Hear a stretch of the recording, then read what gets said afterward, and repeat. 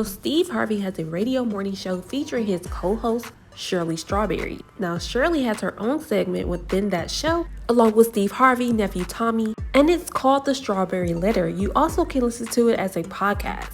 They give relationship advice, and the stories on there are outrageous and ridiculous. Some of it be too much, I'll be like, oh no, baby. But for the most part, I love it and it's addictive. And Steve Harvey be cracking me all the way up. Well, Shirley married a man named Ernest in 2015, and it turns out that he's a whole scammer. But that wasn't his only offense, because child photos were found on his computer. He had weapons in his possession, and he was hit with 5 more charges. And as you can see, these ain't some little charges. These charges are disturbing. And you want to know what's crazy? Steve Harvey was the one who set them up. Just like he was the one who set up Cynthia and Mike Hill, whose relationship resulted in divorce. And let's not forget when Keke Palmer was on his show and she told him to his face that all the men that he tried to set her up with was a no-go. I think it's safe to say that it's time for Steve Harvey to give matchmaking a rest. So even after Ernest's arrest and disturbing charges, Shirley is sticking by her man. And as the saying goes, if you don't learn your lesson, bad things are going to continue to happen. Maybe that's why she's in the news now. Because a prison call between herself and Ernest just got released to the media where they was gossiping about Steve Harvey and Marjorie. You know what? They have Marjorie has her own spa, her own workout room, and her own spa. And she could go in there and get massages every day. People come to her house and and work her out and all of that. I was like, oh God, what a dream. Does she look old though? Does she look like she's getting old? No, I haven't seen her, but she looks good on her pictures. Oh, she ain't there? No, she's not there. If she was there, we probably wouldn't have been all over the house.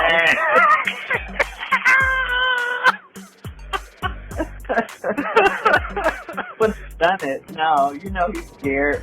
Damn, sure right. God, what you say? You know he's scared. God. All of that, yeah. But yeah, everything. I knew I wasn't supposed to be in there, but he brought us in, so I said, okay. Well, they so trying. They got money.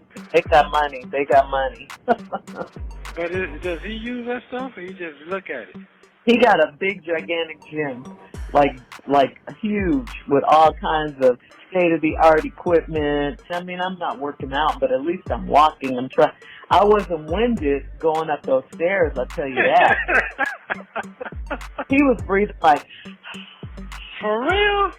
Yes. Damn.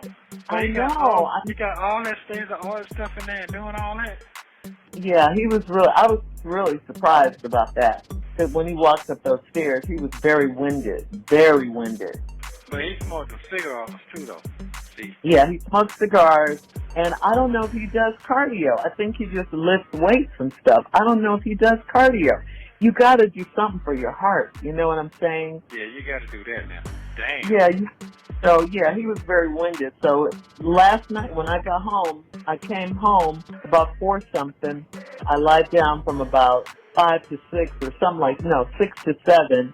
And then I got up and walked. I was like, I don't want to be winded like that.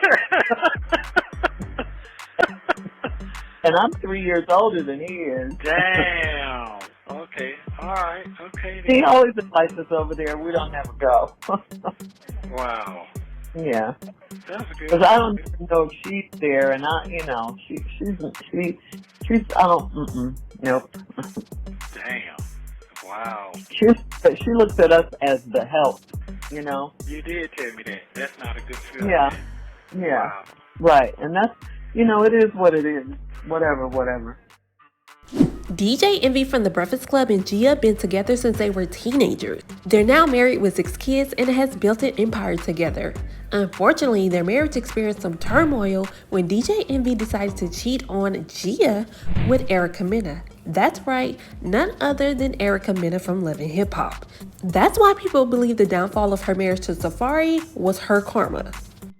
Through the convincing of Charlamagne, DJ Envy decided to air out his dirty laundry and publicly apologize to Gia on air in an attempt to get her back after she filed for divorce. The messy on-air reveal caught the attention of singer and actor Tyrese.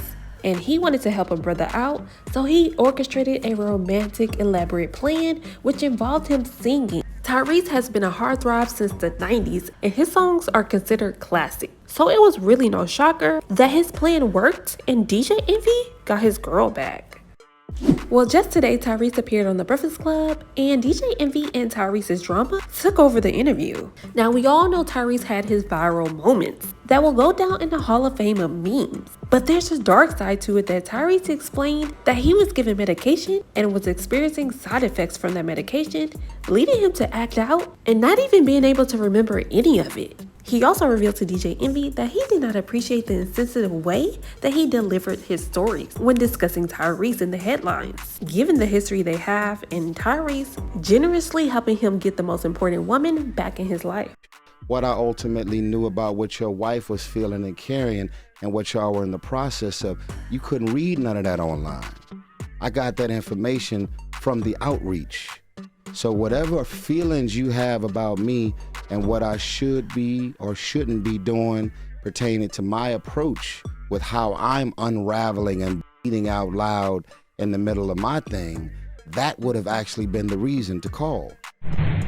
So this is actually pretty scary. So after Tyrese revealed to DJ Envy that he should have reached out to Tyrese, instead of the way he handled him in the media when reporting stories on him, DJ Envy revealed to Tyrese the reason why he didn't reach out, which he claimed was because Tyrese disrespected his wife by allegedly claiming that he wanted to sleep with her. And this was all news to Tyrese. He was totally oblivious to what all took place due to the medication he was given and its side effects.